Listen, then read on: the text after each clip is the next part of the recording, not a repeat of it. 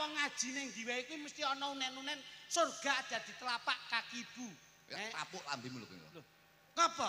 Kowe lek surga di telapak kaki ibu berarti wong lanang iki sikile neraka. Tak jejeg cengelmu lho kowe engko. Sik to, Pak. Aja guyang-guyu to, Pak. Aku ora melu-melu. Ayo. Iki aku Ayo. iki yo rada-rada miris. Bahaya lho kata-katamu iki. Berarti lek wong kowe nun sewu. Tur nuwun sedaya panitia.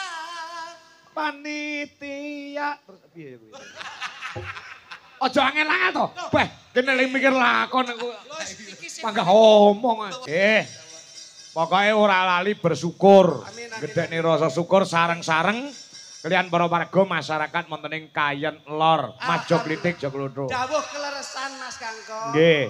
Mujudaken syukur ring Gusti Kang Maha Agung. Nggih. Insyaallah cinatet ngamal jariah sedaya kajat niat warga masyarakat Kayen Lor.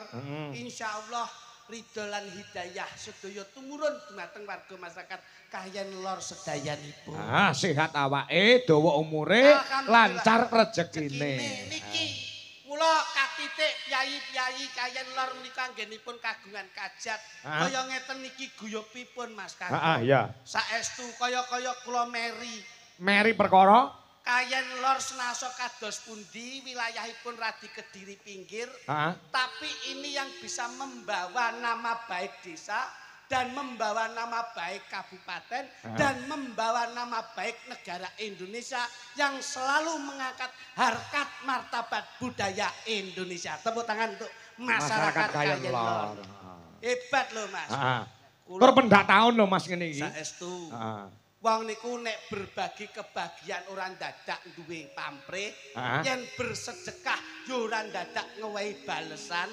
Insyaallah panjangkahipun mesti dipun ridhoi kali Gusti Allah Subhanahu wa taala. Laras. Nyatanipun sampun pinten kaping panjenengan sowan? Wis ping 20 njajal. 20, kula niku lagek ping 4. Ping 4. Ning sik dicicil sitok-tok niki. Rencana. Dadi kowe iki dadi lawak wis suwi rene lagi pisan iki. Apa wong kula niku anggere dipel mboten saged tok. Apa ya? Mboten saged ora gathuk duwite. Mboten. Seniman itu tabu kalau kita membahas materi. Betul. Jadi kita itu pelaku seni mengemban amanah budaya wonten tetembungan ingkang endah. Napa Mas yo?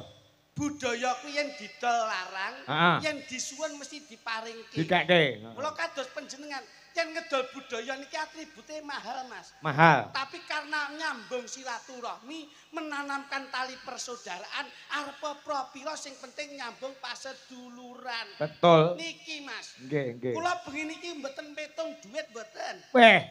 Kula bar niki mboten cah nemoni panitia, mboten cah nemoni bandara, langsung pulang. Neng bandara barangnya ngopo? Bendahara. Oh bendahara. Berarti orang goleki Pak Lurah, orang goleki Bu Lurah. Bu Lurah itu mboten. Oh. Bendahara nggih mboten. Bu Sekdes? Mboten kula langsung bali. Sebabnya kok langsung mulai? Wis lunas 3 dina dek ingi kok. Mula kula wis langsung bali mawon. Iki ora adimu ngomong kok cengengesan. Aku dene yo melu ngomong ora. Selelekan iki. Nek adine salahke dibenerne ora malah diguyu ngono kuwi. Lah nyapa lho kan mau di bandara. Bendara. Iki nyambut gawe lho, ora guyon ngawur wae. Aku nek kowe omong aku kudu guyu. Ya seneng ya pegel. Lho lah ngapa? Wong ini momentum bahagia. Momentum yang penuh dengan keberkahan. Momentum yang penuh dengan syukur. Lah kok sampean sedih ki ya ngopo lho. Lek perkara syukur saya itu syukur. Lek perkara memperingati dalam rangka BHBN aku juga memperingati. Tapi dalam rangka awake dhewe metu iki lho. Napa, Mas? Mbok kowe dandanan gilap nek malah kaya wong temu manten. Iki wong ki ora ngerti, wong wis dikandani. Ya. Kepiye-kepiye rupa kuwi nggawa rega. Iya. Arep sampean tak dandani ngene lak regamu lak ketok larang to. Mergo lak engko mesti nemoni bandara. Tak tapuki lambemu. Pangapunten Mas Kang. Nggih. Mbah Lurah. Mbah Giran. Nggih, Mbak Mantan. Tongkat estafet dengan Keng Garwo, Bu Evi. Ini yang ada sinergitas dalam kepemerintahan yang solid. Nggih to. Bener. Sebab napa? Mbah Giran nalika semanten Assalamualaikum. Waalaikumsalam. Mbah Giran nalika semanten lenggah ngasta pusaraning pranatan desa. Bener. Ngantos sakmonten dangunipun. Dua periode kuwi sak periode 8 tahun dadi 16 tahun. 16 tahun. Lajeng dipun tampi tongkat estafet kalian Keng Garwa. Bu Evi. Bu Evi, berarti ini mempercayakan bahwa pemimpin desa Kayen Lor, wilayah Mbah Giran ngantos Bu Evi, pemerintahan desa dan kepemimpinannya itu jujur dan transparan. Omongannya wong ditanggap ngono kuwi. Kok sedak. Kok ngentahi to. Wong adekmu omong tenanan lho, Tuk. Mbok ya melu disurung ngono. Iki gak iso muni piye-piye iki lho, adine lanang ning kene iki lho. Omongannya wong ditanggapi mesti ngelem. Tanggap piye? Secara bahasa tata krama itu harus iki cengengesan meneh.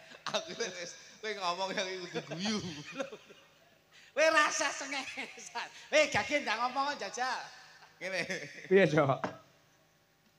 Saya tak guyu. Aku bengi iki malah ditangkap malah guyu dhewe lagi bengi iki aku. Heeh.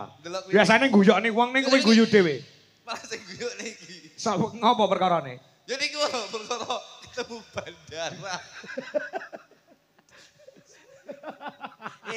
Sekolah awake dhewe iki yo butuh guyon. Iya. Mbok kira terus guyokke wong awake dhewe ra butuh guyon. Butuh hiburan. Nanti nangis aku, Pak. Napa? Ini, Mas Kangko. Suatu kebanggaan bahwasanya Kayen Lor ini dalam rangka memperingati PHBN. Bersih desa juga. Dan juga bersih desa. Loh, kalau niku saestu lho, bangga. Walaupun saya niku baru pertama kali nun saya jenengan nderekke jenengan teng mriki. Tapi saya melihat antusias penonton ingkang dalu menika itu sangat-sangat berbahagia. Karena apa? Ternyata Kayen Lor ini warga masyarakatnya cinta terhadap budaya Indonesia. Gini mboten? Betul. Loh, saestu lho, Bos. Saya itu bangga napa mulih ing dalu menika acarane ketok megah, ketok sukses, ketok meriah menika lah. Jangan mboten-mboten to. Niki sponsornya gede, Bos. Ada sponsornya to? Loh, ada endorse, ada sponsornya itu. Kowe ra kemeruh lho. Malah aku ora ngerti lho, pendak tahun rene lho. Aku dune nggon limbukan mulak wis dicantumkan nggone Mas Kangko. Mulane kula mau ting lebet mau kok ora ngrungokne Mas Kangko dawuh sing mendukung support acara pada malam hari ini apa kan jenengan sebut donatur utama. Donatur utama, sponsor utama. Apa kuwi, Jo? Menika lho, Laskar Bakso menika matane kayak wong dodol. Kayak wong dodol mbok etutke iki lho kok iso. Itu sponsor lho iki. Ngawur dudu. Sing bener ki sponsore produk unggulan dari Malaysia. Apa? Celengan Upin Ipin iki. Lah wong kene nyambut gawe iki malah semayan karo kenekan iki lho. Lha iki gendakane congpe kok kuwi. Pendak tahun angger ketemu ya ngono kuwi. Layakno. Dados Kayen Lor menika, Mas. Piye, Dok? Alhamdulillah Bapak mantan lurah. Haji Sugiran. Bapak Haji Sugiran turun sekarang menjadi lurah garwane. Amin amin. Bu Evi, ini sing didhawuhke sing diaturke Mas Joko dadi tongkat estafet dalam kepemerintahan desa. Ini memang betul-betul dipercaya oleh warga masyarakat. Loh, alhamdulillah. Ibu ya 3 periode. Ibu 3 periode. Nggih. Bapak 3 periode. Dua tapi 8 tahun. 2 periode. Insya Allah saya yakin kalau bapaknya itu dulu menjabat sebagai kepala desa dan akhirnya tongkat estafetnya turun kepada istrinya. Ini betul-betul keluarga Bapak Sugiran ini sudah dipercaya oleh warga masyarakat Kayen Lor. Alhamdulillah. Terbukti, Pak. Terbukti apa? Loh, nggih ngeten iki. Dadi lurah niku sak kula nun sewu. Kadang-kadang kepemerintahan dalam apa yang menjadi misi visinya beliau. Kan misi sisi tapi contohmu yang bleset. Mississippi ki apa lho? Ah, iki apa? Mississippi ki sungai terpanjang di dunia lho. Oh iya iya bener. Kowe nun sewu lho. Dadi Mississippi ini sesuai dengan misi visi. Loh, iki omongane wong kisinan ki. Loh, tak omongi. Ini berkesinambungan. Iya iya iya. Mississippi ini berkesinambungan dengan misi visi. Mississippi itu adalah sungai terpanjang di dunia. Misi dan visi Pak Sugiran mandap wonten ing Ibu Evi. Ini program panjang yang selalu diprioritaskan untuk kepentingan warga masyarakat. Alhamdulillah tepuk tangan untuk Bu Evi lho. Lho, saya lho. Kamu kok cerdas sekali toh Mas? Ngawur kene iki. Kok tahu dengan Mississippi? Sekolah blok-blok iki. Kene iki sekolah kok. Oh, berarti dulu di jajaran bangku sekolah menengah. Sekolah menengah, kejuron minggirne aku. Wah, aku Ya sekolah. Jadi penting. Jadi non sewu, niki seperti dalam keluarga saya, Bos. Piye? Alhamdulillah. Keluargamu iki. Loh, iya no. Aku iki saka lho enggak. Keluargaku dari keluarga seniman. Dan alhamdulillah kalau kita percaya dengan seniman, apa yang menjadi profesi kita. Betul. Insya Allah alhamdulillah. Saya nuku angka kemiskinan itu sudah menurun, Pak. Masya Allah. Berarti keluargamu ya? Iya. Angka kemiskinan sudah menurun. Karena sampean menjadi dasar sandaran keluarga. Enggak. Ya menurun yang aku, yang anakku saya miskin kabeh saya. Nurun. Iki apik lho, omongan iki apik iki. Kuwi jenenge trah. Lah yo menurun kan ya bener to, menurun. Menurun ki tegese nek menurun ki saka nilai tinggi terus rendah kuwi menurun. Lah kuwi berarti kan asumsimu ki terlalu cepat. Jangan seperti itu, Bos. Wah, kuwi lho. Ki nun sewu. Dadi nun sewu, Pak Kangko. Piye, Pak?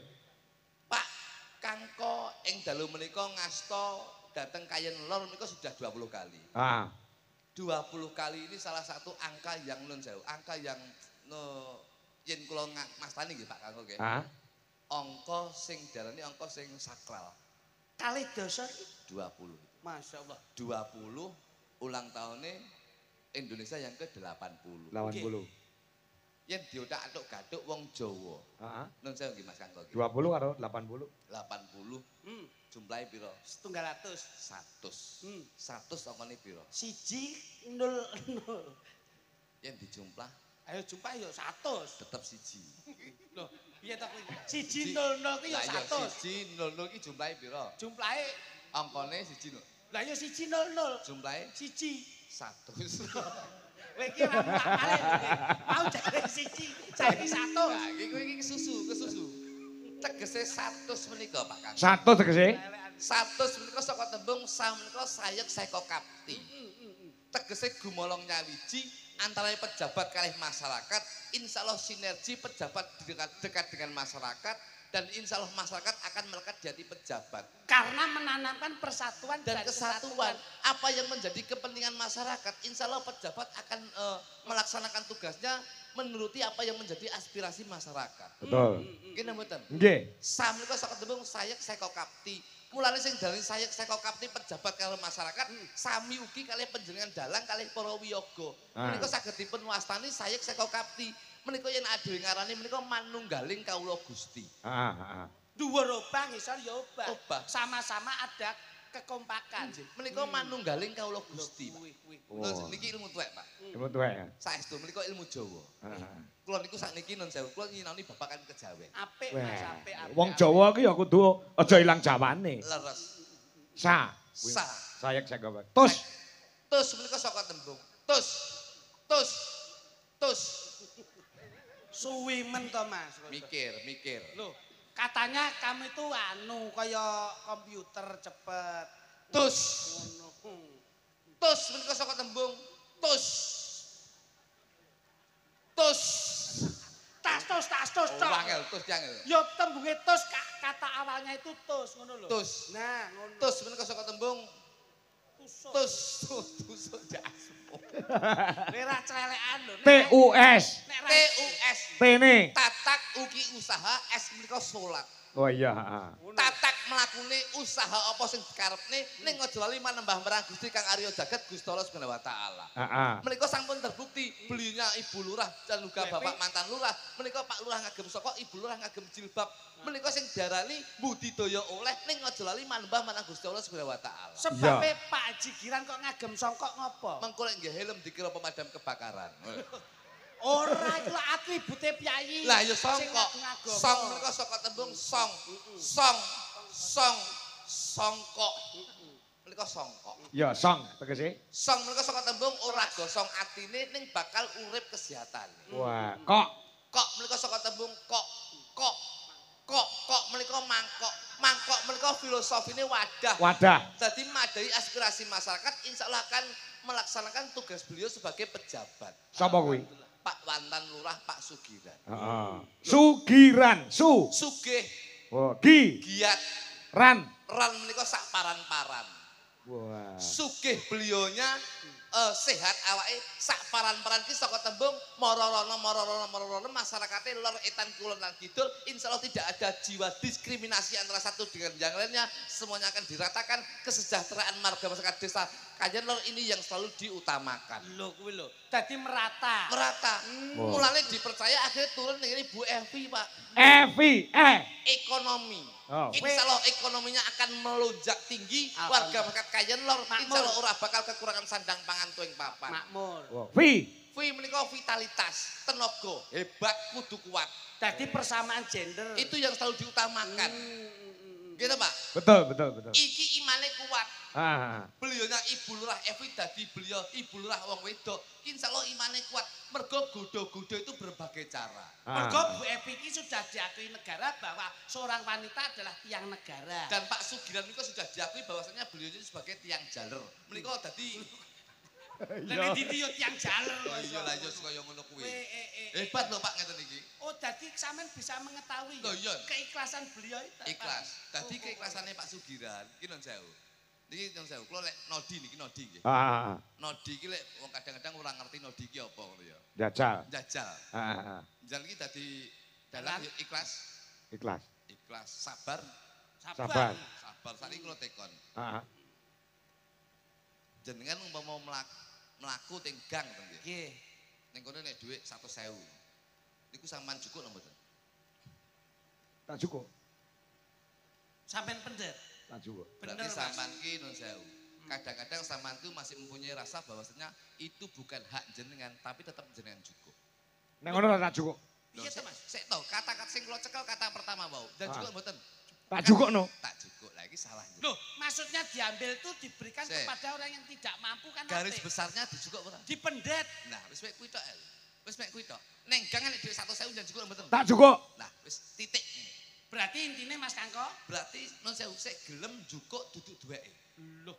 Lah tapi kan tujuannya beda. Tapi kan duduk duweke. Lah saiki nek sampean tekono Mas. Ayo. Lah saiki nek kowe. Pripun? Mlaku liwat gang. Nggih. Enek dhuwit 100. Nggih. Mau jupuk ora? Mboten. Weh, kemaki kowe. Lah nyapa kemaki? Lah kok ora gelem mbok jipuk, kemliti. Lah wis dijukuk Mas Kangko mau kok. Lah kuwi dijukuk opo? Wong mek 100 cok. Cok. Kowe ra sini aku lho. Iki bendahara iki wis bendarane ora enek sik wis ning bandara. Mas Kangko iki lek mikir ya tenanan lho. Lho aku yang ya bener ora? Iya ning nggon ngucapi ya sing pas. Ah kowe ngomong nek kowe ngomong ngono kuwi blesetke pikirane Mas Kangko to jenenge. Jenengan nun sewu. Apa? Nggih sembahyang. Sembahyang anake kaji kok. Niki kula tingali sedaya warga masyarakat iki kan jiwanya religi niki. Oh iya. Niki kula tekok jenengan. Jenengan mau Jumatan? Jumatan. Saiki kula tekok. Jenengan niku pas Jumatan umpama pas Jumatan delalah nun sewu nggih. Nun sewu lho Pak. Delalah sapine jenengan niku ucul. Jenengan pirsa. Apa yang Anda lakukan? Lah, sapine langsung tak parani no, gumule no. Berarti jenengan kurang kusuk manembah marang Gusti Kang Arya Jagat Gusti Allah Subhanahu wa taala. Iki putrane Mbah Haji Sukron Suwanda lho. Putrane Mbah Haji, tapi lek nun sewu dalam beribadahnya seperti itu, nun sewu kuwi kurang ikhlas, Bos. Sik to.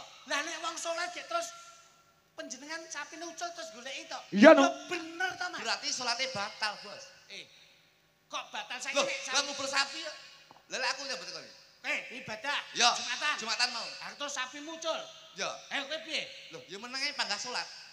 Kemaki lah ucul ngrusaki gone tanggane. Lah aku ra duwe sapi yo. Omong oleh ra duwe. Walah, layakno. Kowe ra duwe sapi. Kene sapi. Berarti ndek anu wedhus. Duwe. Duwe wedhus. Duwe. Masyaallah. Duwe wedhus. Duwe. Ngono kok ora sopan sampean ning ngarepe Mas Kangko. Lah nyapa? Lah wong wedhusmu wis sopan kok sampean karo Mas Kangko ora sopan. Lah kok iso? Lho, wedhuse kluthuk. Heeh. Wedhuse kluthuk. Iya. Niku liwat ngarepe Mbah Kaji niku lho brangkang, Pak. Wah. Sopan santun adab. Adab bisa nduring ilmu. Niki. Lah kok niki liwat ngarepe Mbah Lurah-lurah kok bedigasan kaya ngono kuwi. Masa wis mbokon brangkang aku. Lho, seneng lek aku dikira garangan. Lho. Lah nek lek sik aji wedhusmu to timbang kowe Kowe ora wedhus? Ngerti. Dan pirsa wedhus? Mek.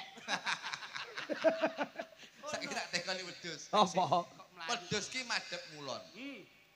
Buntute ning ndi? Madhep ngulon buntute nang etan. Nah, saiki tak tekoni. Lek wedhus kuwi madhep ngalor, buntute nang kidul. salah.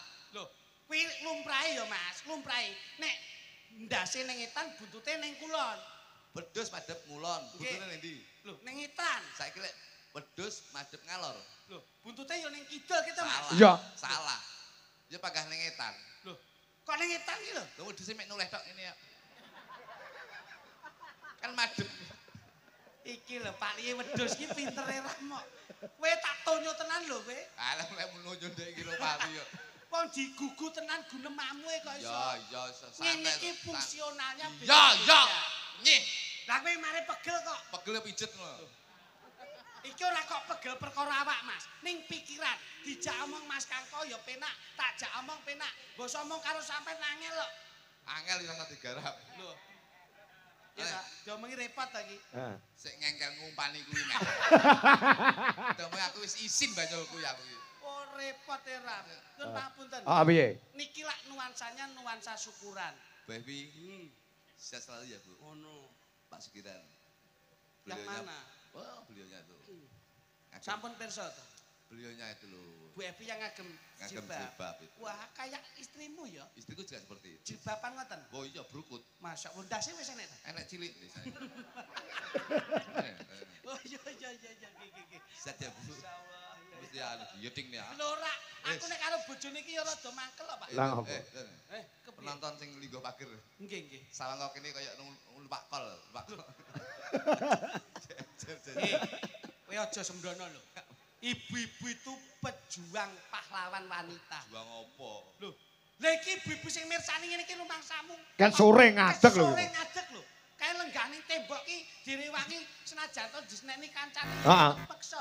Ket sore ya. Lho ngono, kowe kok ngrasake wong wedok. Napa? Lah bojomu kuwi mbok diragati ben apik.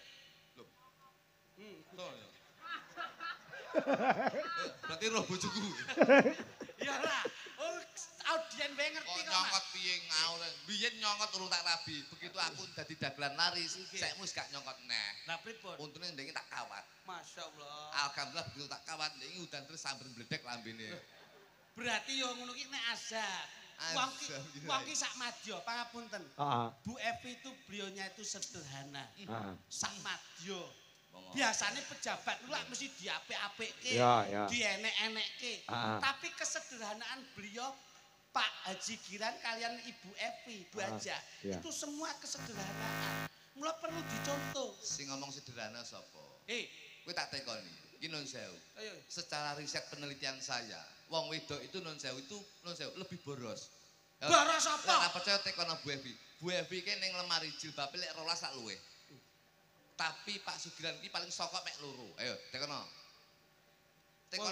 Berarti boros wong wedok. Wong wedok, Pak. Jilbabe kathah Bu. Ayo. Bu Evi, baca jilbabe kathah teng lemari. Ayo. Ngene iki delon.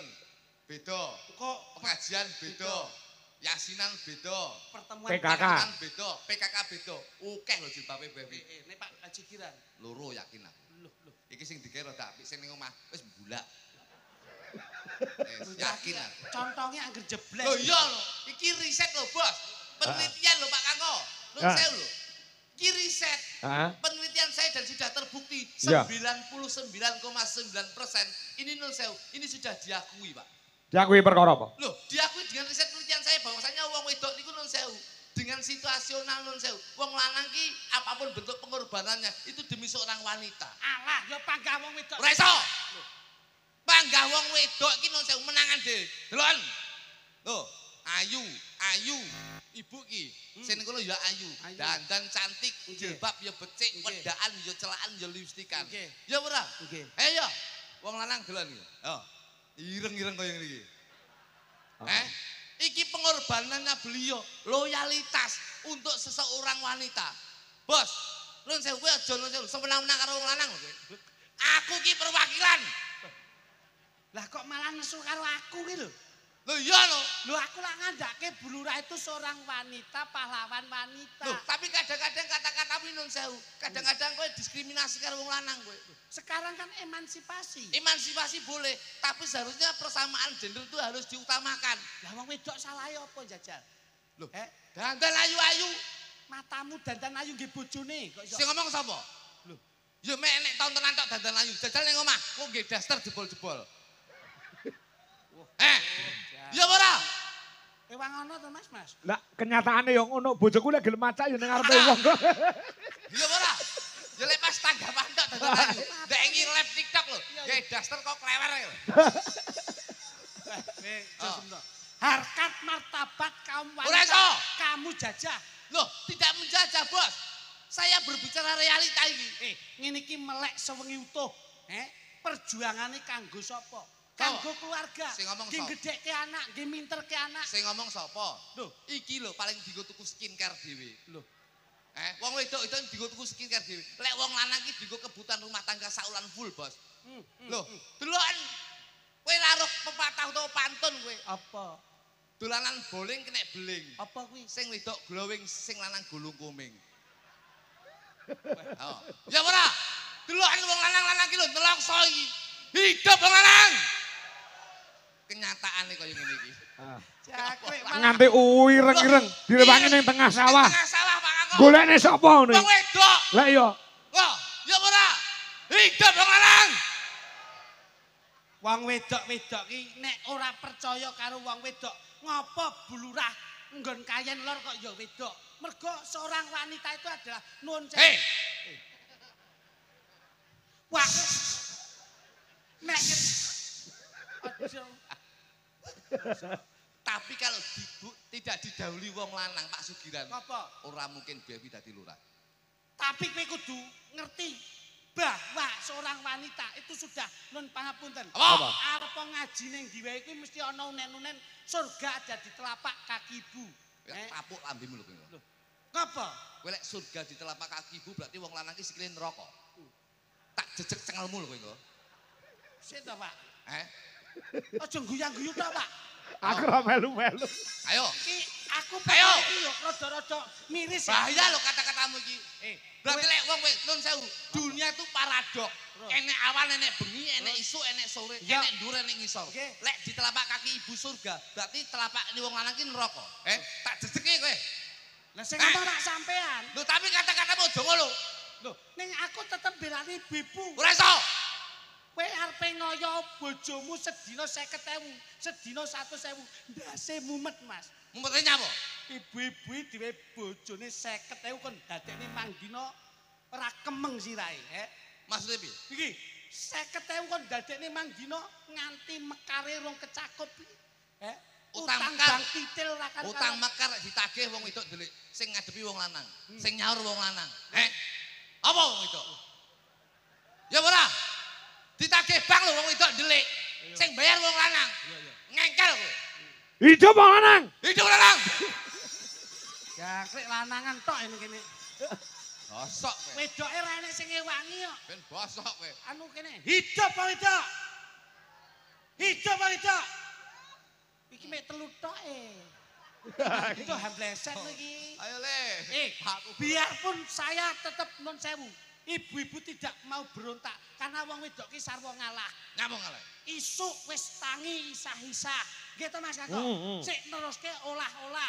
Njur sik nyepake seragame anake sekolah. Betul. Awan ditinggal ning sawah. Arepe kondur awake ya sik saya. Agek mlumah ki lho. Sing lanang ki ya celintisan grayah-grayah. Lanangan-lanang ki piye jajal ngono kuwi? Wong lanang ki ngewehi kaya ning wong wedok, berarti tanggung jawabe wong wedok itu juga harus melayani jasmani maupun rohani. Ha terus, lah lek wong wedok ra gelem digrah-grah, wong lanang tuku apa piye? 150 sik lho. Jos. Heeh, sak bire kuwi. Ya kowe, tak tuku apa piye? Kowe muni 150 jos lurah-lurah seneng ta kuwi? Ayo. Iya nek lak menyakiti hati seorang wanita, Mas. Lah lek gelem disakiti yo layanono. Kowe rayayan, Mas. Aku nek muni ngono duraka lho sampean. Ya apa? Biyen ra ngelingi to, iso dadi rung iso dadi lambe, iso dadi mata, iso dadi tangan, iso dadi sikil sak randuning badan. Sing ngukir sapa? Wong lanang. Sing meteng sapa? Wong wedok. Gini kok semena-mena karo wedok. Lek ra ditukokne vitamin wong lanang, lek ra ditereng bidan, seneng lek anakmu lahir nek stunting. Terus Lah nek lak mesake wong wedok, Mas. Teko ibu-ibu kuwi. Yo, Toh nyawa, toh pati. sing ngomong sapa? Meteng gembel ponang jabang bayi. 9 wulan 10 dina ya, Mbak. Lorone kaya ngono, Mas. Lho wong meteng mek arek limah-limah ngene. Sing kerja wong lanang, sing angel. Lah ngedeni ngetokke ya lara lho, Mas. Sing bayari sapa? Wong lanang. Lah iya wis. Ora usah dideni ya mlontot dhewe metu ya an. Iki jane anak apa to, Mas? Kowe mbiyen ki kok hidup wong wedok, hidup wong lanang. Nun sewu. Yo, Isamu sehat mbiyen mimik susune sinten? Ibu. Ya gini kok kowe ora ngeling ibu. Ibu ki susune mek loro lho. Lek akeh bro susu kirik masamu. Perengkil. Kan biyen wong itu ya loro. Wis urono. Nyusoni sampean kuwi ya ikhlas lho. Tanggung jawab yo. Lho, iya ning paling ora lek ya ngerti to. Kok dadak hidup wong lanang, hidup wong lanang. Wong wedok ki ya duwe tanggung jawab. Nyapa? Tanpa ada seorang wanita kok kowe muni hidup wong lanang. Kamangka sing iso menghidupkan wong lanang ki wong wedok-wedok lho. Sing ngomong sapa? Lho. Kudune lak hidup wong wedok. Nyapa? Lah sing menghidupkan tekmu sapa nek Sing wong ngomong wedok? sapa? Lho. Tek kono lho wong-wong lanang-lanang lho. Kok jam 5 esuk hidup dhewe. Iya. Iya. Kadang-kadang wis injeng-injeng. Selintisan iki omah. Omonganmu ki nyengsarake atine wong wedok, Mas. Lho ora salahne. Mbok yo paling ora ki seorang wanita itu kita angkat. Ngene, lha iki tak angkat, bojoku tak angkat iki. Pirang meter? Ini bos, bahasa iki gini, kita tidak adu argumen, terus? Tapi kadang-kadang kita itu yen iso wong lanang wong wedok ki aja rebut bener ning rebut salah. Sing mbok maksud Persamaan gender derajate wong wedok wong lanang ki saiki padha wae. Oh iya. Wong lanang ya aja sia-sia karo wong wedok ya harus menghormati wong lanang. Nah ya ngono lho, aku seneng nek wis wong lanang karo wong wedok iki bersatu, insyaallah akan menuju keluarga yang sakinah mawaddah warahmah. Ora kudu sing lanang ning dhuwur, wong wedok ya ora kudu ning dhuwur. Ning sor. Ning sor ya ora masalah. Dadi wong wedok iki ning dhuwur, wong lanang ning dhuwur, wong wedok sing ning ngisor. Kadang ya wong wedok ning dhuwur, kadang wong lanang sing ning ngisor. Tegese wong ki luwih becik nyun pangapura tinimbang ndak ngowahi pangapura. Ngono lho, Bos. Diomongi tenanan malah cengengesan iki. Nyenengke iki. Sapa sing ngomong penak ning ngisor? Iki lho lambene iki lho. Iso penak ning ngisor piye? Tau ning ngisor keturun kok iso. Ngono. Ayo kene, tembange Pak. Kersanipun jangkep nggih, Mas. Iya. Karena niki titipan saking Rama Panjenengan. Apa, Mas? Kula niku nalika sematen bapak yang nderekke. Pak Jolega niku sing ndageli Mbah Haji Sukosondo bapak kula. Oh, ya almarhum ya. Nggih. Kok iso medun tumurun ning sampean ndageli aku. Lah mula niki Gusti Allah niku nyiptake umate hambane niku mboten ngerti karepe kepiye ning tujuane mesti apik. Mula Bapak rumiyin nderekke Rama Panjenengan. Njur sakniki kula nderekke panjenengan. Iya. Tur kula tesih emut. Kelingan apa? Ngendikane Mbah Sukron Suwondo. Sing penting wayang kuwi tetep lakon, ya tetep lagon, ya ana lucon. Mula ingkang dipun rangkum menjadi 3L. Lagon, lakon, lucon. Mbah De Sukron Suwondo sing ndageli pake, Mas Kangkol sing dalang sing ndageli awake dhewe, lah sok ben Jendra sing dalang, sok ben sing nanggap anak. Kok sing ndageli ora anakmu sing nanggap anakmu? Anakku wis dhuwur kok derajate. Wah, iso saka bapake. Lho, apa dek iki ya wis tes-tesan masuk? Tes masuk kemarin. Masya Allah. Dadi tentara. TNI Polri. Iya no. Masya Allah. Kapan? Bulan kapan? Agustus deh. Anak dagelan nih. Loh, tentara, Pak. Loh, saiki dinas nang pundi? Ning dalan. Oh, Babinsa. Karnaval iki karnaval. Omong. Bocah iki njaluk dimucahi. Kok malah karnaval. Ayo kene coba.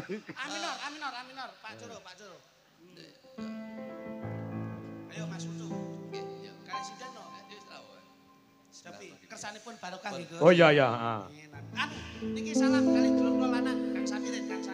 Oh, enek Kang Samirin. Niku biasane nggih iso. Oke niki apa jenenge lingkungane agamis. Mulo ya disolawati apa piye ngono sing apik men slamet sekabehe donya lan akhirate. Insyaallah, insyaallah. Nah, ya. Pun to pokoke sedaya nu ikhlas. Coba Mas Ludu. Mas Wijo Kangko. Nah, saya. Bareng nggih. Ya. Tuk, Wak, Kak, ya. Contongmu iki lho. Wah mau wis pas kok iso mblesek ki piye to? Wis pas to. Ayo coba nadanya Mas. Salatullah. Ayo. Salatullah. Mas Kangko. Salatullah. Yuk kita bertiga bareng. 1, 2, 3. Ya. Contongmu neh. Domongi pidana. Oh, akan ning bandara. Mbok. Ayo bareng. Tuh, Wak, ya. Tak tunjuk lho. Bareng. Tuh, Wak. Bareng tuh, Wak, ya.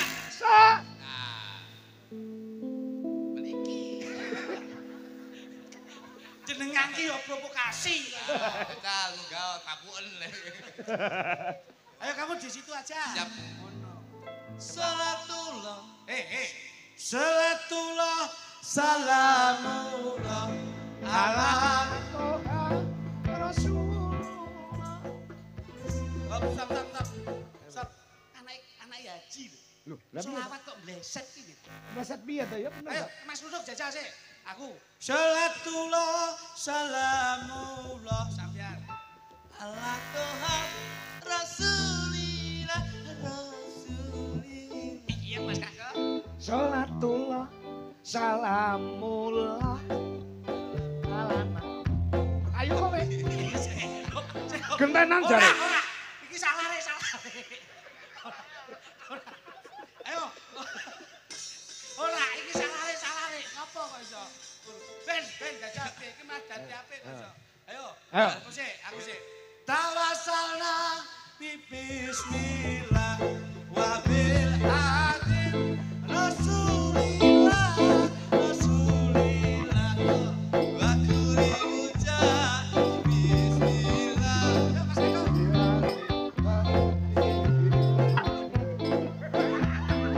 Kuri ucap bismillah.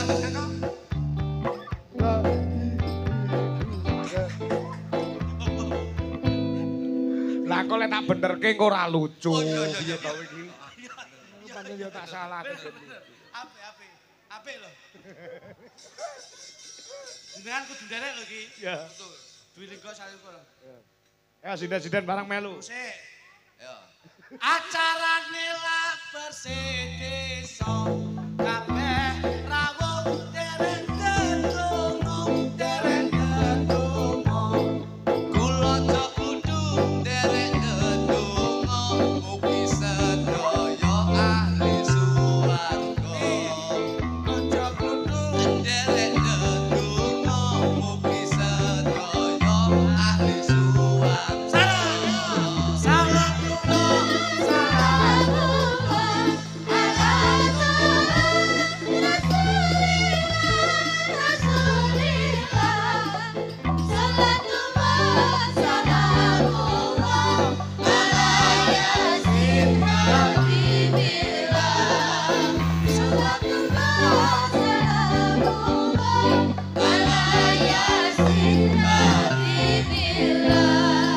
Mas Kangko persiapan. Apa? Bulurae namine Bu Evi.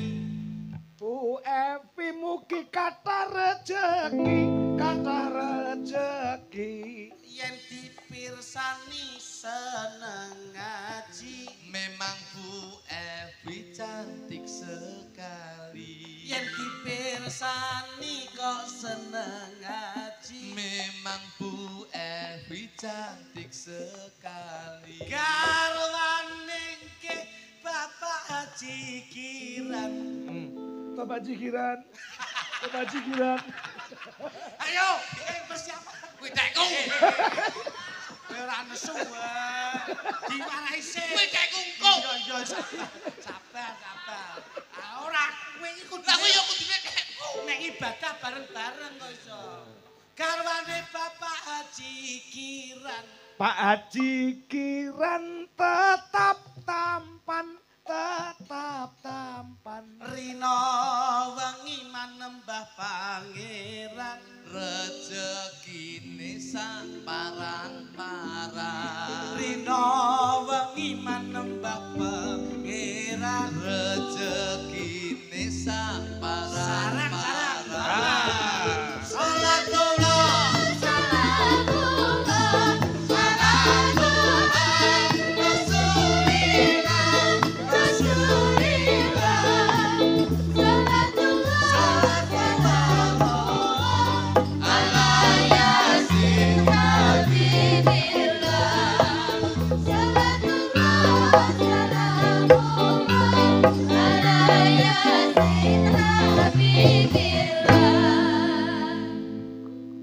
Bersih songrang kepulang tahun. Ulang tahun.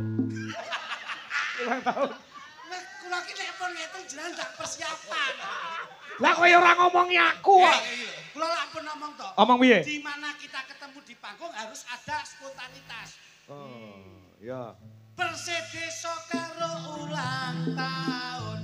Sesarengan sami nyuwun Gotong royong kabeh mesti purun. Insya Allah wargane rukun. Gotong royong sedaya purun. Insya Allah wargane rukun. Terima kasih datang masyarakat Pak Kakong. sedaya tansah manggiya sehat Saben dina nindake salat. Insya Allah selamat donya lan akhirat. Saben dina nindake salat. Insya Allah selamat donya lan akhirat. Salatullah.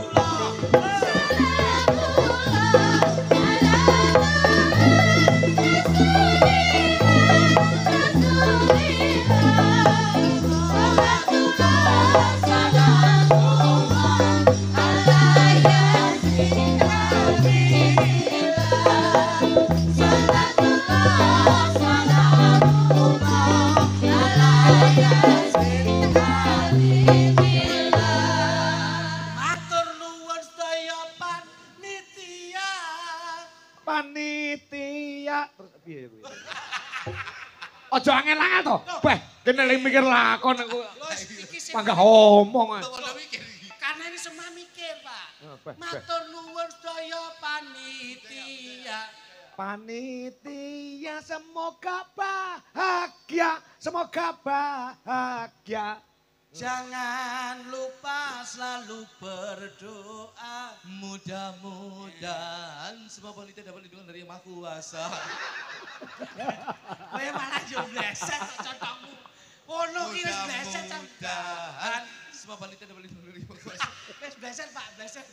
Bleset iki wis. aku agar medhot dagelan iki kon mikir diakrek Enak ngeten iki. Hei, kalian ngapes juga. Yuk, kita. monggo Giliran sini, Bu. ayo Oke. sapa anu wiwi ayo wiwi Ini. ayo tung tak tok yo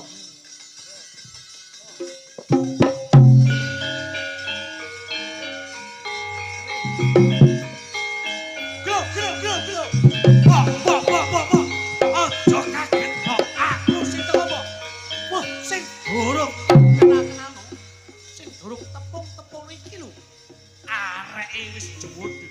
Sapa to? Ki lho, Wiwi Widayati.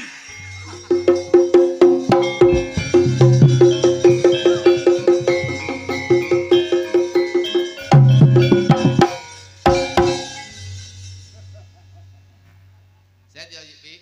Alhamdulillah, Mas. Ya. Kesuwi ra petuk terakhir ade ning nggon ndi sini? Nanti Gresik. Gresik toh? Gresik ning gone pupuk. Oh iya ning Gresik. Petrokimia. Rada maju nduk cah. Nggih, Mas. Saya ayu tapi. Ora ayu yang mripat katarak kuwi kok. Iya to Mas diragati ya. Iya, bojoku tak ragati. Lah iya. Lah kae mbok ragatono kaya ngopo ya nganti entek dit kuwi ya panggah wedok ngono kae. Yo, lah piye nek ora tambah Lho lah iya kan tetep wedok bener to. Iya iya. Kok nek tak omong elek kok WA aku Mas. Oh, piye? Keranjingan. Kersanipun jangkep nggih. Heeh. Kersanipun Mbak Wiwi piyayi kaliyan lor nika jemenaki Mas. Apa? Gending nggih seneng. Heeh. Lagu nom-noman nggih seneng. Heeh. Hura-hura nggih seneng. Iya. Kula kersanipun Mbak Wiwi yang mempunyai satu pemikiran positif untuk Multitalent. masyarakat. Iki termasuk sembarang iso iki sing bisa darani multivitamin. Ah mungkin. Kok iso, Mas? Kok multivitamin nih? Sembarang iso ya. Multitalent. Nah, multitalent tapi kuwi nang mbek multivitamin. Coba. Coba enggak ya? Pripun, Mas? Pun derek jenengan. Ada request, Bos. Mboten enten. Duet mon. Mboten enten? Hah? Duet. Oh, duet ya, Mas? Ah. Janda baru nggih Mas. Oh, siap. Oke.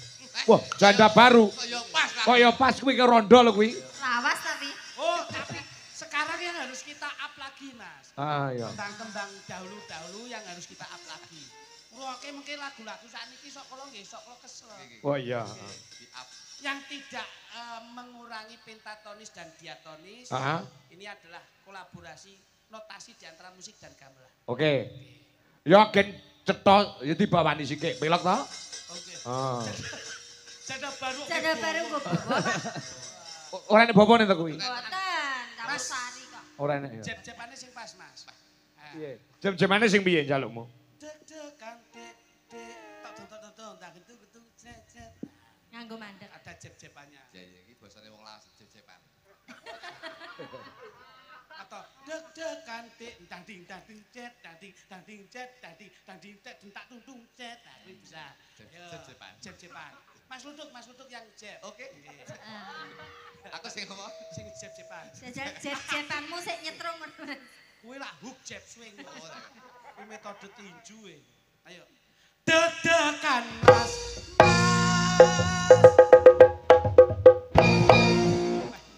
Kamu kok gak ada gerakan blas iki to?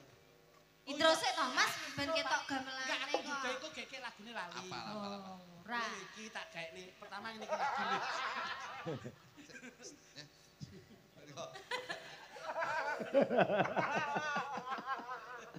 Ayo, coba Mas. No. Jam-jamane mau piye jam-jamane? Peh, ribet to jenengan. Cacah gen ngrungokne. Deg-degan Mas, dadeng, dadeng, tak dudung cet. Nah. Oh iya. Ya, Pak. Itu sih. Intro. Ya, ayo dah. Ya.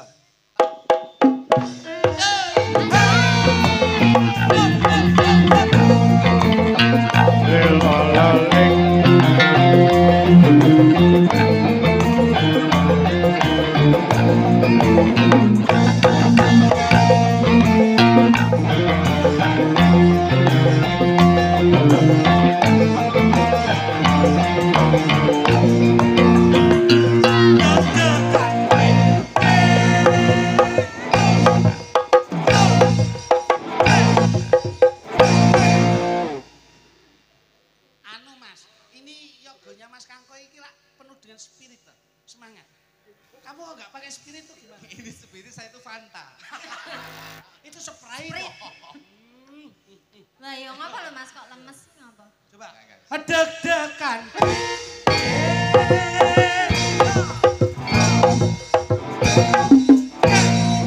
Indo Mas, dentak tudung jet. Nah, Mau ngono. bisa loh. Islami. Balik. Luduk lho, jarimu benake. Deg-degan.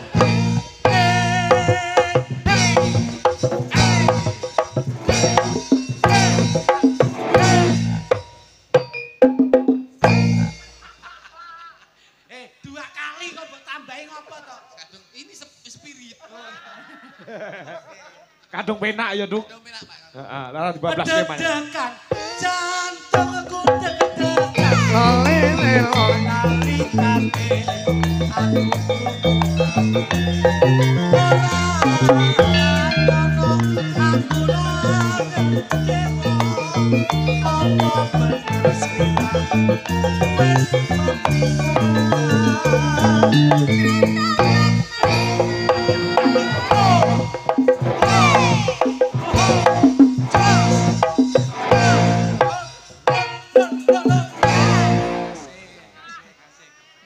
Kamu kok menyatu?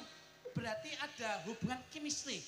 Hubungan emosional. Oh, Saya itu sebetulnya ada hubungan emosional karo Yogo-Yogo. oh, perasaan. Enggak, jadi aku lek ketemu Yogo iki Yogo kudu emosi karo aku. Hubungan emosional. Mergo kalah kok emosinya.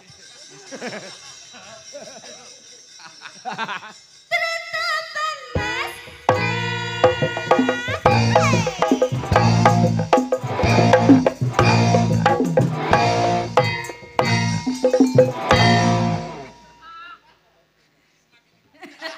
Semakin tinggi. Saja wis klop ngene. Oke.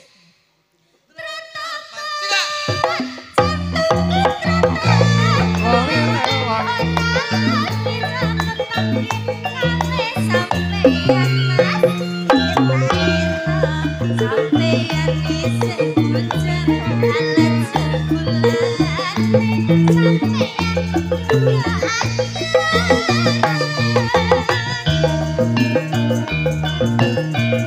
Wis rasan gak mikir. Perkara dibanyak. Emisu.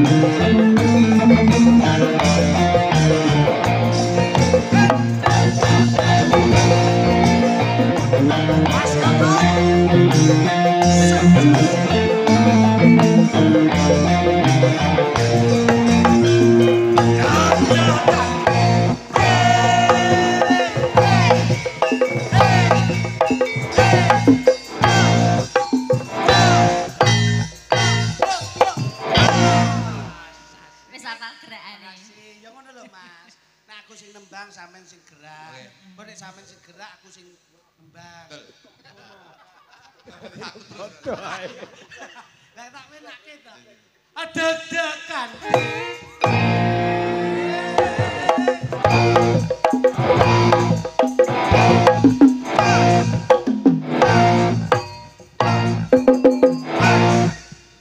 Kok gak ada gininya toh Mas? Biasa. Dandeng, jlet, dandeng, jlet, dandeng, dintak duntung, jlet. Minta gerakan itu. Iya, ngono. Wah, coba. Deg-degan.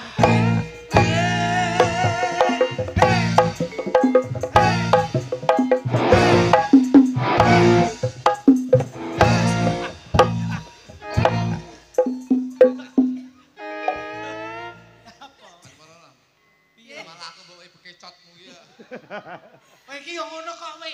Yo madepe teng Mas Mulku. Pamane sing wedok sampean. Mas Mulku pun. Dandel, jret, dandel, jret, dandel, tak duduk. Lho ora kuwi mau kan. Lah Mas Kultu kan ngene aku tak wae bokok ngono lho Mas. Kan ngene ngono ta kuwi mau. Sik bos. Pripun, Pak? Walah cakrat nyawer. Lah kok ngelwi batu.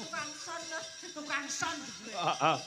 Berarti kuwi ngomong piye lho. Ayo. Deg-degan jantungku deg-degan.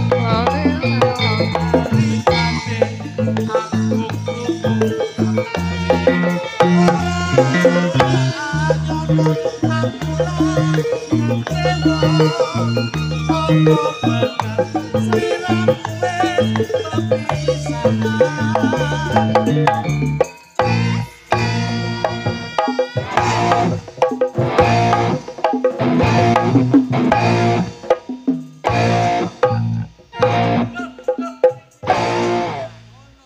Penak toh?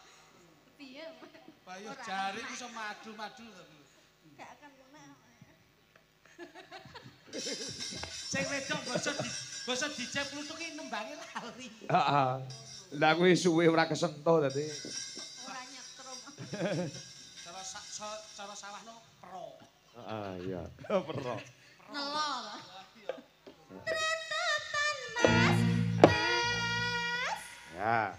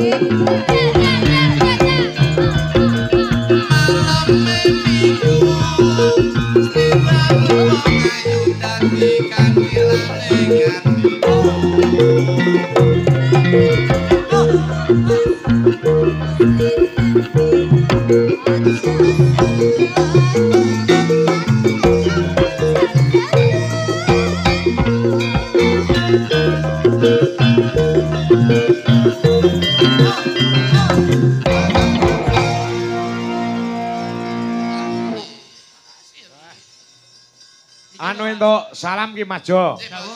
Sing wis nati nimbali awake dhewe sak kanca. Kalingan ora sampean karo aku dhisik.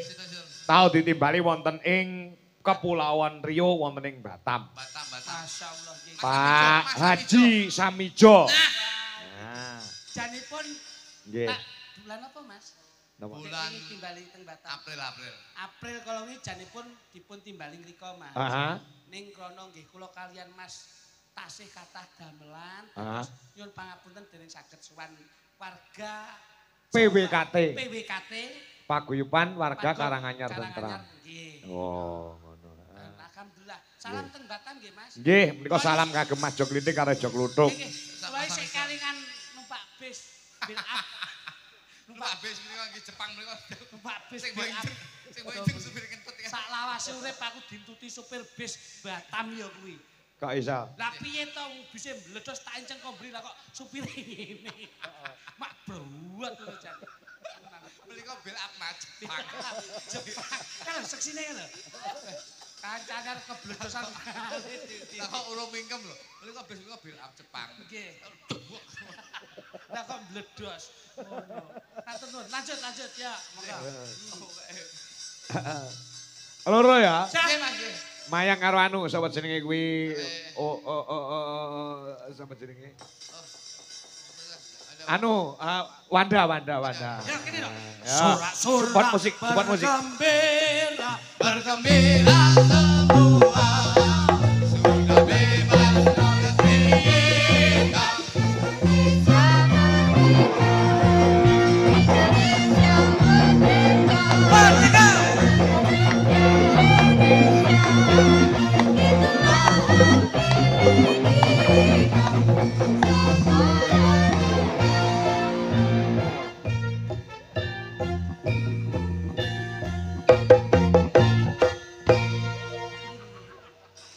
Jeb-jeban Pak. Jeb-jeban. Kese jare jeb-jeban. Halus ki iki. Jeb-jebanmu halus. Iki mau jenenge garapan anyar. Menika saged dipun Mas. Nggih. Menika Kenapa saya membuat Heeh. spot seperti ini? Heeh. Karena jiwa nasionalis kita harus jiwa nasionalis harus kita Betul. Oke. Heeh. Coba biarpun ini seorang seniman, tapi harus mempunyai attitude dalam kebudayaan. Mencintai. Coba. Siap. Hei. Maju satu langkah ke depan. Gerak. Oke. Hormat. Gerak. Gerak. Hei. Jok lutuk jo nyawang toh. Nah. Jok lutuk. Mana suaramu? Ini semangat. Mana semangatmu? Ini semangatku. Merdeka. Merdeka. Siap. Hek. Siap. Kaim. Hek. Wek iki wong sinden loro wek krungu lho. Ayo sindene. Siap. Hek. Istirahat di tempat. Hek. Siap. Hek. Jangan duduk. Siap. Siap. Hek. Hek. Ki komandannya kelep. Kok kelelep piye to iso? Ayo coba, kamu namanya siapa coba? Ayo. Wanda, Pak. Ini tadi lagunya apa?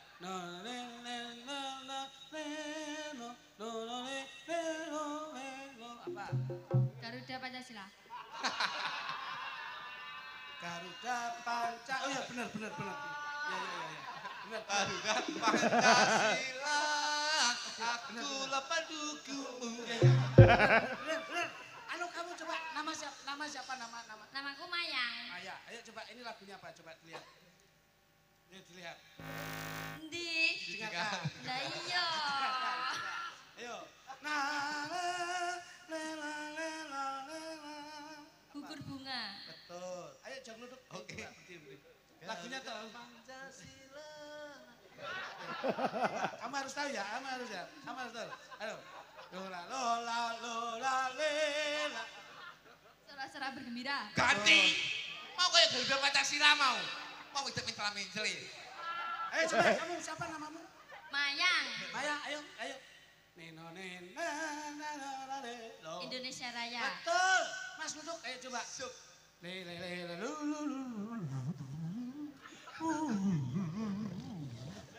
Apa Mas duduk? Kuwi pas kita lagu nasional anu kasete nglokor. Kowe kira ngerti. Bocah iki mape lho. Sorak-sorak bergembira ngono. Lah ya petek. Coba. Caca iki jan. Ayo tembangmu sing kepenak. Apa? Napa, Bos? Ora, kowe ngerti ora? Iki di antara cah loro iki enek sing perawan karo enek sing wis duwe bojone wis ngerti ora? Nah, jelas. Jelas. Nah, Iso bedakne ora? sakit ini dari gerak tubuh kita Mas. Bocah niku lek anteng, niki pun di bojo. Karena apa? Pengalaman. Loh, niki lho obah ngeten iki. Ngosek ngeten iki. Niki kok golek sinyal, sik perawan ngeten iki. Oh. Ngoten. Lah bojoku lho ngoten biyen. Piye? Bojoku biyen sik perawan. Coba. Golek sinyal aku mlaku ketemu aku ya. Terus wis ngene iki. Ate sinyalmu ya Mas sinyalmu. Iki ketemu lagi. Gatel ya. Ini kacau. Iya. Mbak Mayang ini sudah punya 2 anak. Oh, 2 anak kamu. Ning disawang kaya jek bocah nih ya. Bocah. Lah awakmu ki sik bocah, tak delok kaya duwe anak 4 ta awakmu malah. Wajah itu ada yang non sewu. Wajah itu ada yang boros, juga ada yang tidak boros. Sok kala nom, ning wajahe boros iso dadi tuwa. Iya. Ning sok kala umure tuwa, ning iso baby pis. Bener. Betul. Wajah-wajah seorang kekanak-kanakan itu ada. Iki kitae non sewu, senajan. Bojoku yo ngono. Bojoku walaupun umure tuwek, Nggih. tapi wajahnya itu baby face. Masa? Kekanak-kanakan. Oh ngono ya, Mas. Kayak anak gorila. Bangsamu iso. Coba Dek, tembange anu wae. Digaeke kepenak nggih, Mas. Oh, lagu sing tren sekarang lho. Lho iya sama Coba kamu. lagunya itu apa itu? Ayang-ayang. Ayang. Coba kamu Wanda. Kamu masih sekolah ya? Sudah lulus. Kuliah? Yes. Isi? Nggih. Oh iya. Iki ketoke Udah ngajar, sudah ngajar. Dereng. Oh, berarti kamu itu pengalaman kurang. Lah pripun? Lulus kuliah, urung ngajar, itu salah. piye, Mas? Bojoku ki ora kuliah, tapi langsung ngajar. Masnya dadi guru. Loh, ngajar aku bendino. Aku bentuk ceples iki. Kurang ini. Kudune langsung nyanyi no. Garuda Pancasila. Coba. Wanda, ayang-ayang. Kotmu bos, Mas Jono, coba. Coba Wanda kamu. Kamu cantik. Coba deh. Kamu sama itu Mas. Loh, aku kasihan. Ini biar sama aku aja.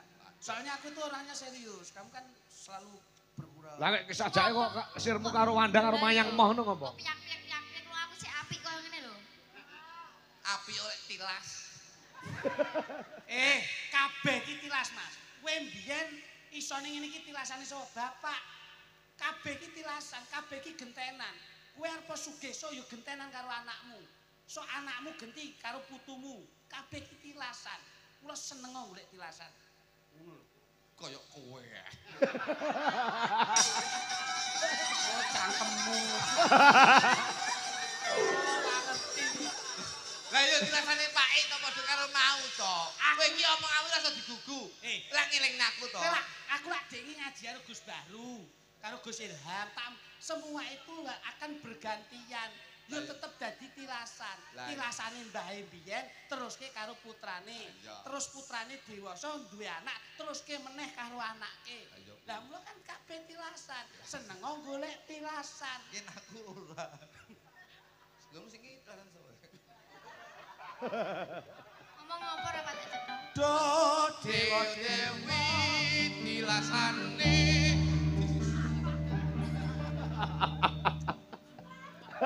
Sing apik to Mas.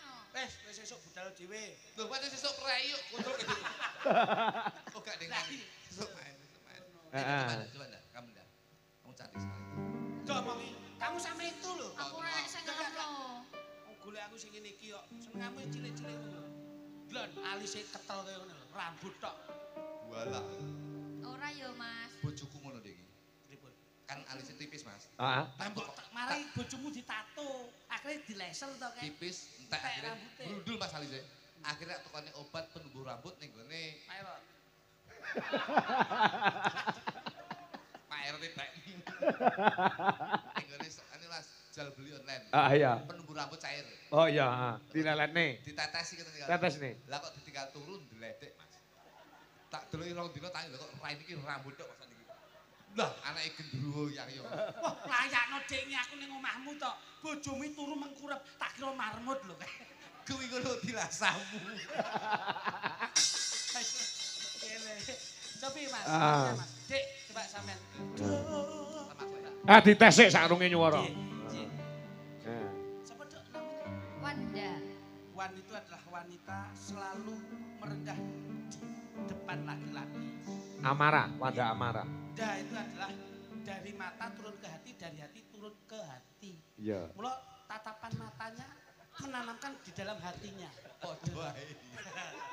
Jadi turun ke hati. Berarti yo panggah. Oh, sing lanang yo pekok, sing wedok yo Coba deh, aku seneng aku sama. Oh, pipimu dekik. Masya Allah, iya. Loh, lah kok mripat cowok lho. Jangan mripat iki lho pipine dekik kok nyapa mripate cowok. Coba kamu jangan gini tuh, Dek. Nah, bisa. Pripun? Kamu tanganmu yang kiri enggak punya kegiatan ya? Ndak. Boleh pegang tangan saya? Boleh. Asik. Loh, kok tanganmu halus? Enggak pernah kerja ya? Kerja no.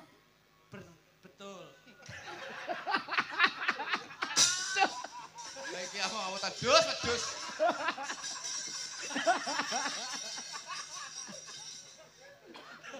Aku pertama mau kok kayak guyu karo bandara.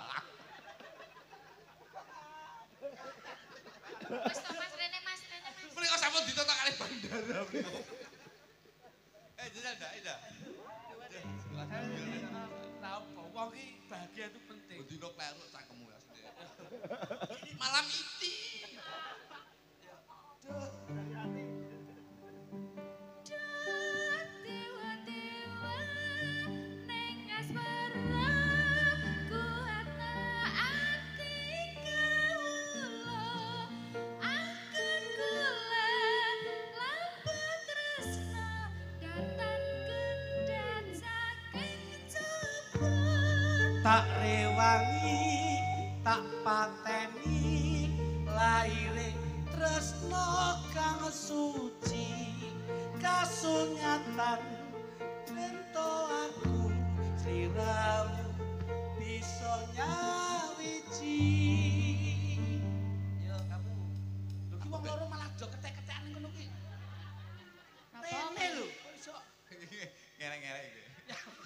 Kene kede-kedean.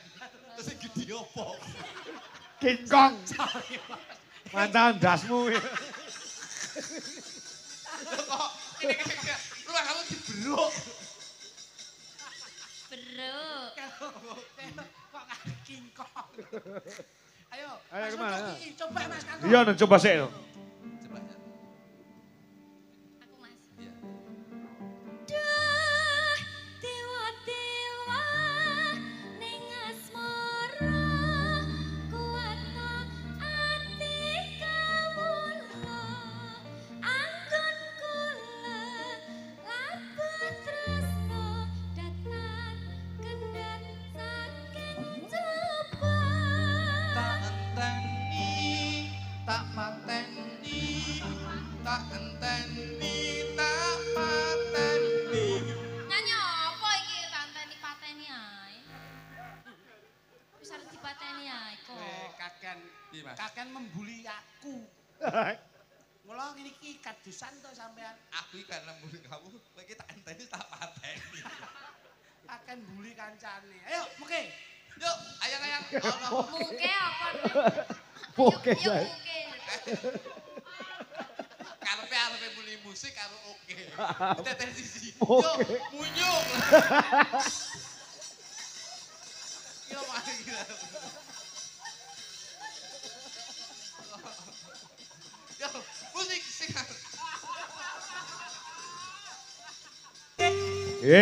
Menika kula nyusul kalian Pak Lurah Edi Sumitra. Alhamdulillah. Saha warga Gedung Malang Amin. teng lor panggung nyuwun lagon gedhuk sesideman. Siap, Nggih. siap. Wonten Ugi. saenipun, wonten saenipun. Nggih. Nderek monitor saking warung Tombo Luwih Cikarang Jawa Barat Mas Jo. Dawuh. Pada malam hari ini yang menyaksikan di YouTube 3.000 pasang mata. Alhamdulillah. Juga yang ada di TikTok ini tadi mencapai 3.400 kalau tidak salah. Iki ngeten Mas Kangko. Pripun?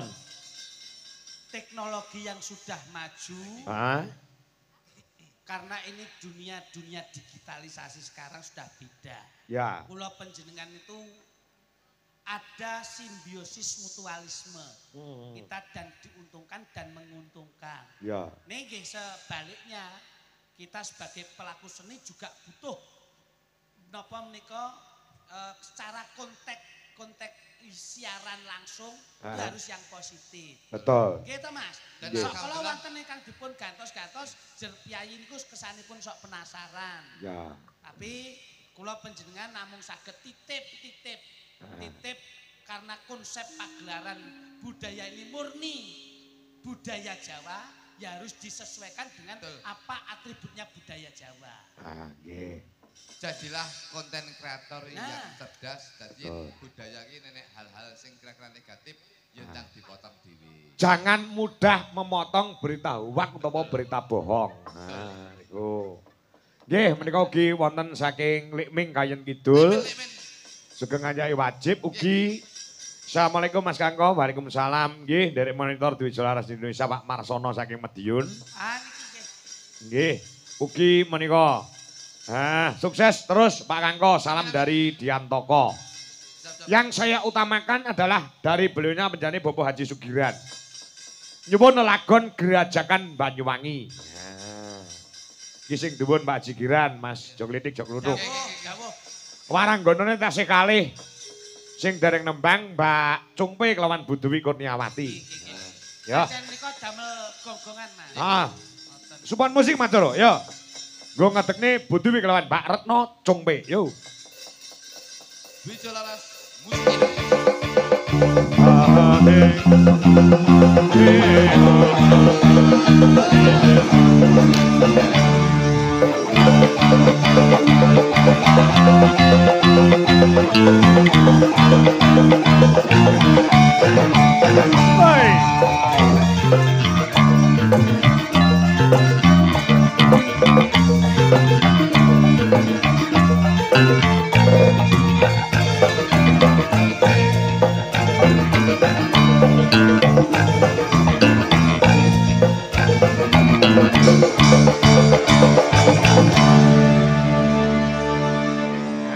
Ono ki ya ditembangne tuk sepote penak. Nah, iki mau jane ngene kurang cep-cepane kurang.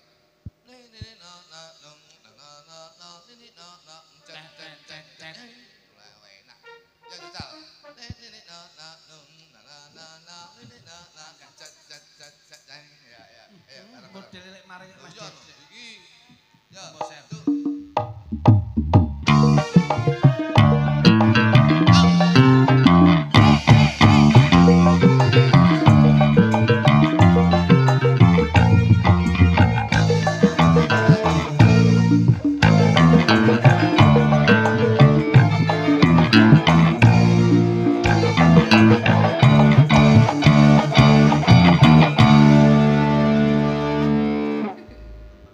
Podo wae. Gitik. Lah begitu. Arepe gawe neh. Wong wis kemah wis jakep enak kok balik neh kok iso. Pak Dwi. Nggih. Jat nggih. Alhamdulillah. Iki live TikTok saya. Kayak ning gone bagus sekolah. Nek niki digarap Banyuwangen nggih. Banyuwangen. Kendangnya yo Banyuwangenan. Mergo karmane menjadi Empu Haji Sugiran wi yo lagu Gerajakan Banyuwangi. Nah, nah. Terima kasih juga yang ada di live streaming di Jelas Indonesia. Yang ada di TikTok. Nah, terima kasih semuanya dan ada di channel-channel yang pada malam hari ini menyiarkan secara langsung. Penontonnya juga oke-oke Mas Jogritik. Tekane kene nggone wis ora muat. Kula gen mirsani lumantar YouTube. Monggo to. Pun nontonaken tawon kuwi ana entuke, lakon ana tutuke ya Mas Jo. Leresipun ngoten. Elok. Nggih. Ah, Nggih Kang Bakun derek memuji nggih Gus. nggih. Insyaallah kayen lor Ah, ing panjangkahipun sageta dipun kabulaken dening Gusti Allah Subhanahu wa taala. amin. Anggenipun ngruwat bumi reresik desa tebih no sengkala lir ing sambikala. Insyaallah ketemu bagya mulya Amin. kabagyan katentreman tansah panggihno warga masyarakat wonten ing Kayen Lor. Amin. Nggih, jangan lupa kita sebagai sesama umat pun bosen-bosen berbagi kebahagiaan. Nah, Bila ada sesuatu yang datang dengan masalah, jangan dihadapi dengan sikap yang kasar, tapi kita hadapi dengan hati yang sabar. Mas. Nggih. Mas Luduk. Mugi-mugi Aha.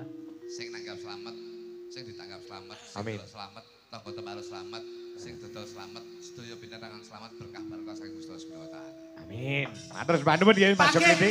Mangke sesek kalih. Meski kutu